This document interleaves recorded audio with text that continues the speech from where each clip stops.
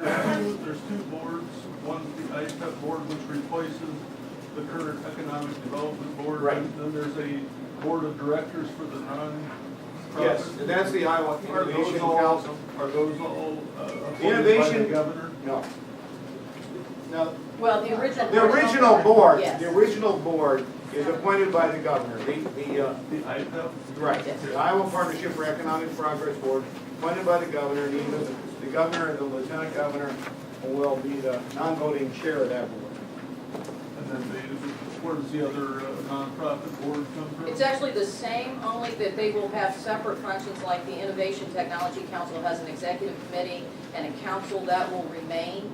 But again, it's like I said, that the nonprofit's going to be doing other work programs besides just the Innovation Technology Council. So the overarching board is the board for all. For both. For both. And And how, it right, I'm sorry. go ahead. Well, no, it will serve as a collaborative effort to make sure that both entities are working together for the same objective. And we would envision that the chair of the Innovation Technology Executive Committee would be a voting member on this board, because again, what you want us to do, we have limited resources to deploy. We want to make sure that we're all working together in the right direction, so the things we're doing on the authority side complements what the Innovation Technology Council is doing and vice versa. What benchmarks have you put in place to figure out if this system is working, if it's better compared to what you have now? How are you guys going to evaluate this, and when might you review this? Well, first of all, we started with an extensive amount of research. Oh, okay. We started with an extensive amount of research looking at many states around the country that hold themselves up of having private-public partnerships. And as I said in one of the committee meetings, unfortunately, as we began to basically unwind some of these programs, we learned that it's really more a name only. So what we did is say, okay, well, we've seen authorities work out in the world, and we've seen nonprofits. What if we did it together? And really, and it's not such a new concept, because in Sioux City, for instance, I had the Chamber, which was a corporation, the Siouxland Initiative, a corporation, and the Foundation, a corporation, with a common linked board and a common CEO. So it's no different than that. The difference is that we're really moving both of these forward together.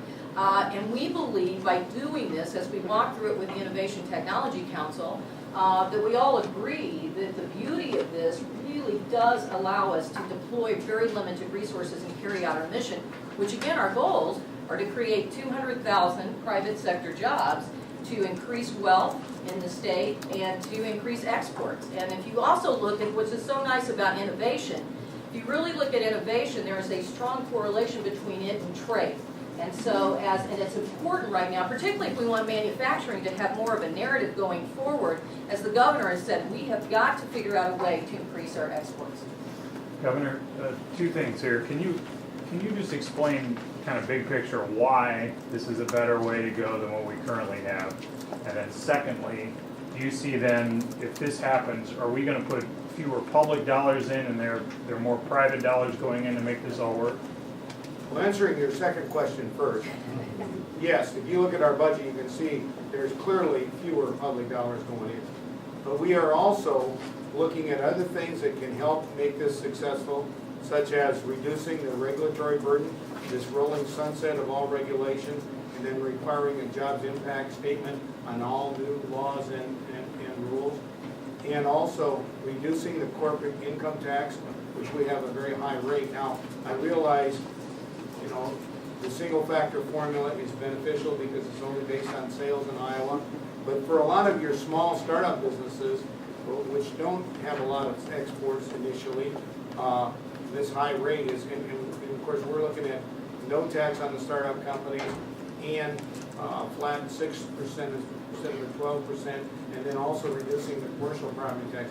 All of these things are designed to fit together to make Iowa all of a sudden a lot more competitive, a lot more dynamic, a lot more collaborative, where we are truly working with the private sector and the public sector together.